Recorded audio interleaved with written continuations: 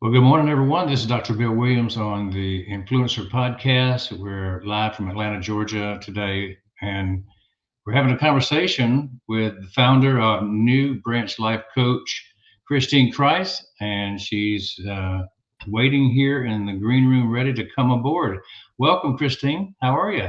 Good morning. I'm good. How are you? Good. Thanks for getting up early and coming on the podcast today to talk about your favorite subject, which is your coaching. Tell us what happened to get you started. Where were you, and what inspired you to be a life coach? This is such a good question. I grew up, unfortunately, like so many of us do, with unhealthy parents. Their childhoods had been really rough. My childhood was very rough. I didn't have the example of what love looked like, or safety looked like, or boundaries, or healthy communication.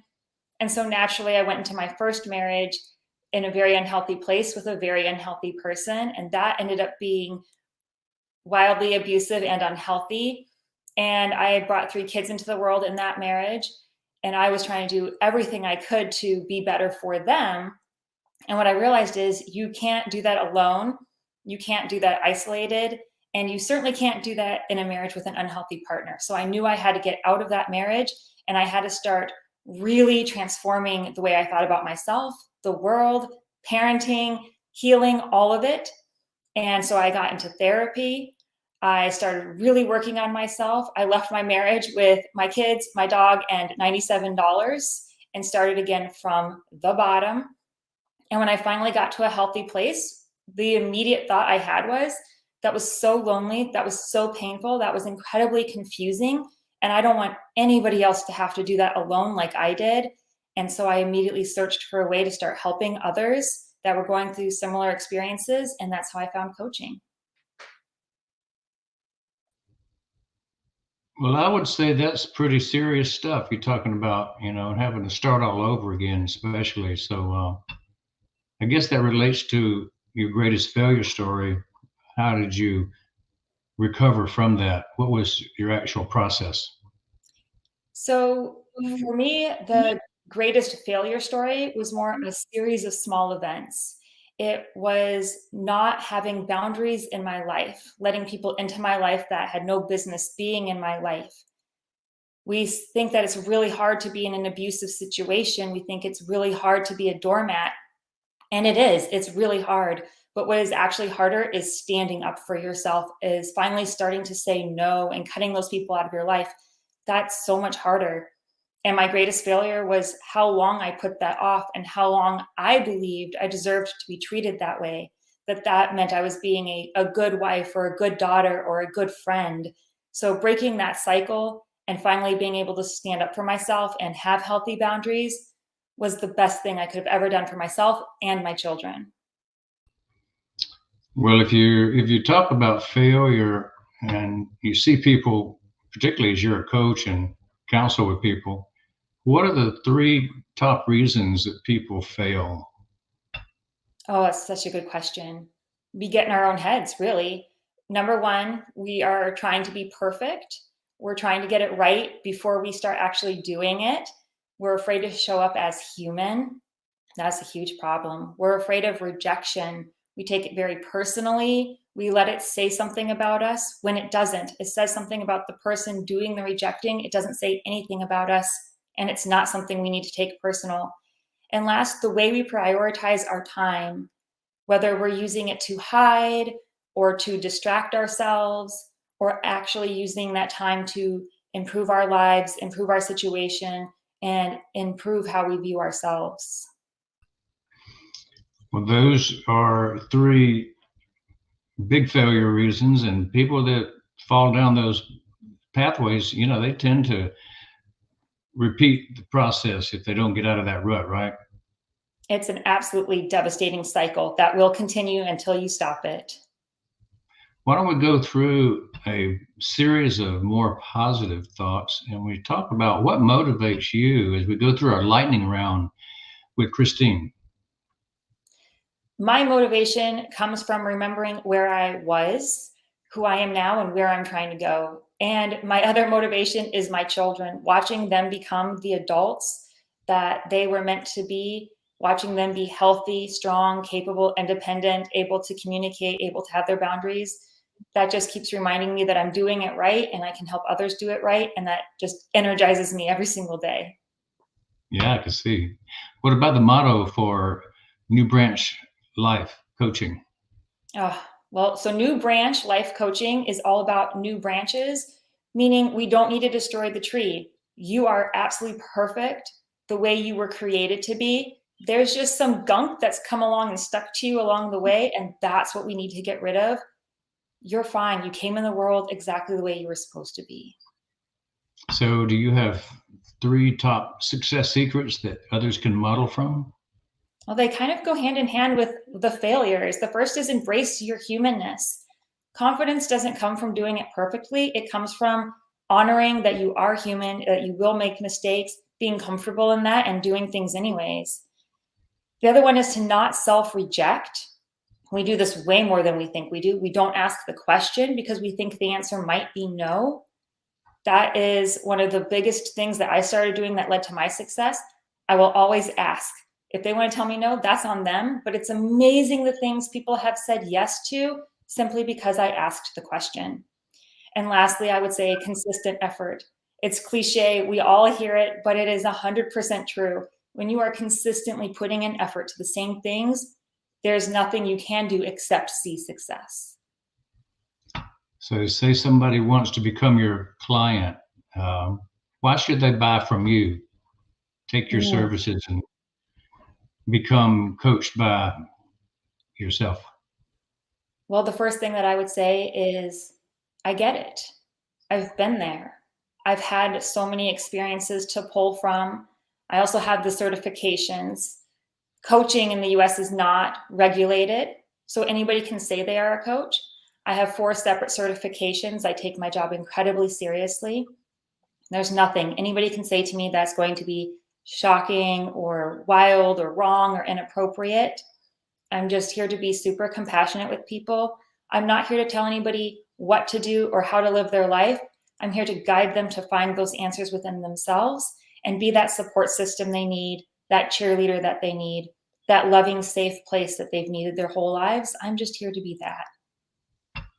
Tell me what would be your ideal client. So I work with adults, male and female. I love working with entrepreneurs. They already have a dream and a passion, and that just makes our work so powerful. And my Mm, big focus is on those that are struggling with self esteem or self confidence, especially if your relationships are starting to struggle. We can find the tools to help with communication, boundaries, self respect, self love, and start silencing that little voice in the back of your head that's been silencing you. perfect. I know people need that. How do you actually go about finding that ideal client?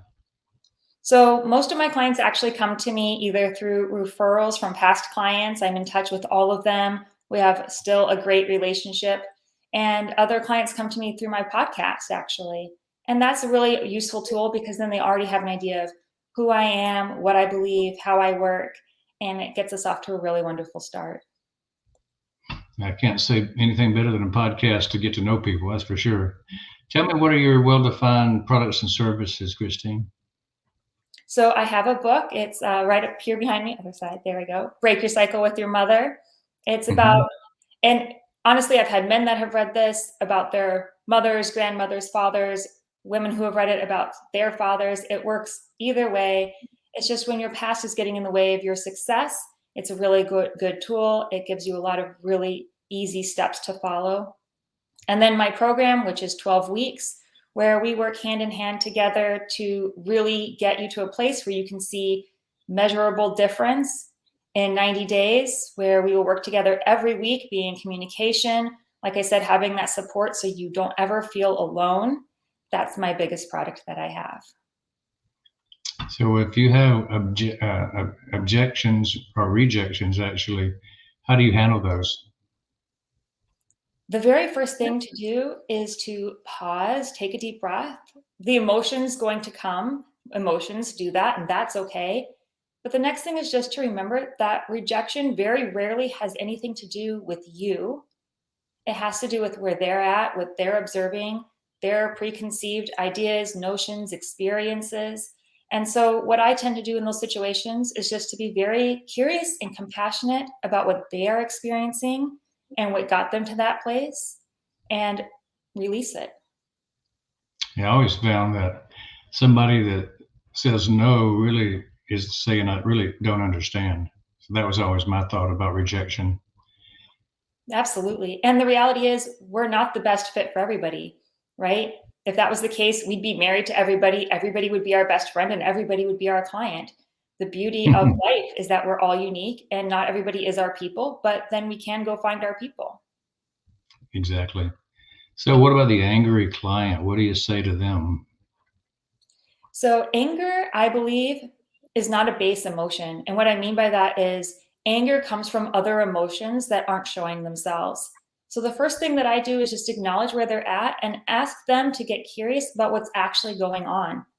Are they frustrated? Are they feeling embarrassed? Are they feeling rejected? When we can get to that point, they calm down really easily and we're able to have a very constructive conversation. What about your 5-star client experience? What does that look like? Mm. The biggest thing is those that show up. They have to show up. They have to be honest with me and themselves. They have to be willing to get curious about why they're at where they're at in their lives. When people show up like that, my job is to ask the right questions. I know I'm doing my job correctly when my client goes, "Ooh, that was a good question," because that gets them thinking. The reality is, if I provide information, it's from an outside source. So the way I provide a 5-star experience is to help people feel safe enough to look inward and find their answers, what's true for them. That's where a really solid permanent foundation can actually be built. So, how do you convert these clients that have gone through a 5-star experience into brand ambassadors? I wish I had a layout here for you to answer this question. The reality is, they just have such an amazing experience that I'm consistently getting calls from them that, hey, I'm sending this person to you, I'm sending this other person to you. The reality is, if I'm delivering to them and I'm taking their situation seriously and being present in the moment with them, they will naturally become brand ambassadors. That's the best kind. What are you grateful for today, Christine? I am grateful for my God, my children, all of our health, and my beautiful, wonderful, amazing clients. And to start your day, how do you get started? As soon as my alarm goes off, the next thing that I do is grab my gratitude journal that sits by my bed. I don't even get out of bed before that's in my lap. And I just spend a few moments writing all the things I can think of that I'm grateful for. It's amazing what we can be grateful for when we just take a moment to reflect on it. And it's really hard to start your day in a negative mood when you start it being grateful. I like that. That's a good start always. How do you plan to achieve your goals? With using the success steps I gave before, I always ask, I always put myself out there. I continue to show up and I continue to take consistent steps forward. You know, I made an offer to somebody the other day, big company. I offered them my book as part of their package. They said no, that's fine, because I at least took that step. That rejection isn't a reflection on me, and I can continue to offer it, and somebody will say yes.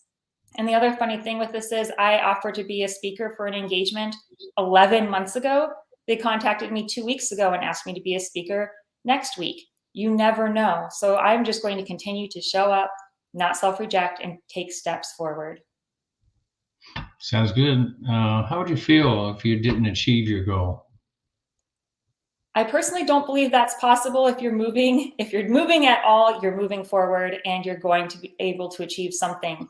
What I will say is, it might not look how I envision it right now, but that doesn't mean where I end up won't be amazing and beautiful and perfect in its own right. So I'm just excited to get there. How do you overcome challenges when life throws them at you? Deep breaths, slow down. Challenges can seem really insurmountable, but they're not. I'm a distance runner and I handle challenges the same way I take on big, huge hills. I look down. I don't look at the top of the hill. and I just have to move one foot at a time. And I can do that. I can move one foot and then the next foot. And I take challenges on the exact same way. Before you know it, it's just something behind you. That's a really good look at how to get up a hill, is not look at the top, but look at each step. That's great. Now, once you have a income generating idea, how do you convince your significant other? So this really touches on boundaries. And if you have a wonderful revenue generating idea, it's important for you to be able to work towards that and find a way to achieve that on your own 2 feet with your own resources. It's amazing what we can accomplish when we just get curious and creative. Like I said, I built my company with literally $97 for rent, car, gas, food. If I can do it, anybody else can do it. I think it's important to have those conversations with your significant other. And it's beautiful if they want to invest in you and be a part of that process for you and with you. If they don't, it shouldn't be something that holds you back. So, talking about, revenue generating ideas and things that move a business forward, have you had the opportunity to use paid digital media like Facebook and Google and LinkedIn to play a role in your growth of your company?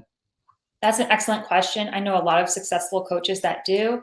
I personally don't. I stick very much to the personal touch and personal interactions, and that's been very successful for me. So, as I like to say, I fish in my pond and let other people fish in that pond. Absolutely. So, what advice would you give your 20-year-old self looking back at your life and you could kind of do over? What would you say to that 20-year-old young lady? I would tell her to be gentle with herself, to love herself. I would just whisper to her that she absolutely can do it. And I would just encourage her, just try, just test it. Do you have a living mentor and what is the impact? I love this question. I don't. I'm not a big fan of this because we are all human. And I've seen so many people that have mentors, and then their mentor does something very human, and they are so despairing afterwards. They don't know how to handle it or process it. And so I feel like that, for me personally, is not something that I try to do to other humans. But I have a lot of people that I listen to their podcasts, I read their books, I take in everything that they have to offer, but I don't elevate anybody to a mentor status. I can understand not putting people on a pedestal so they can't disappoint you. And it Why is gives them being space to be human as impactful? well. Go ahead. Oh, I'm sorry. I was just saying it gives them space to be human as well. Yeah. So, being impactful, is that important to you in life? It's incredibly important to me. It's important to me because I feel that I am here to help others. I believe that I went through the experiences I went through, not just so that I could suffer and because the world's a horrible place, but because it grew me into who I am today so that others do not have to have those experiences. So, what do you think about you want to be remembered for when you are said and done? What lasting legacy would you like to leave? I want to be remembered for how compassionate I am, that I was always a safe place for people to come and tell their stories and share their hurts and their darkest moments, and that they were always met with love and compassion and understanding. Do you have a website, a podcast, or a book that you'd like to mention how people could access and find out more about what you do, Christine? Yeah, absolutely. That would be wonderful. So I do have a podcast. It's called Self-Esteem Truths. It has a little logo like this on there, a little light bulb with a plant inside. It's just 15 minutes of talking about some truths about self-esteem. I get really amazing feedback from that.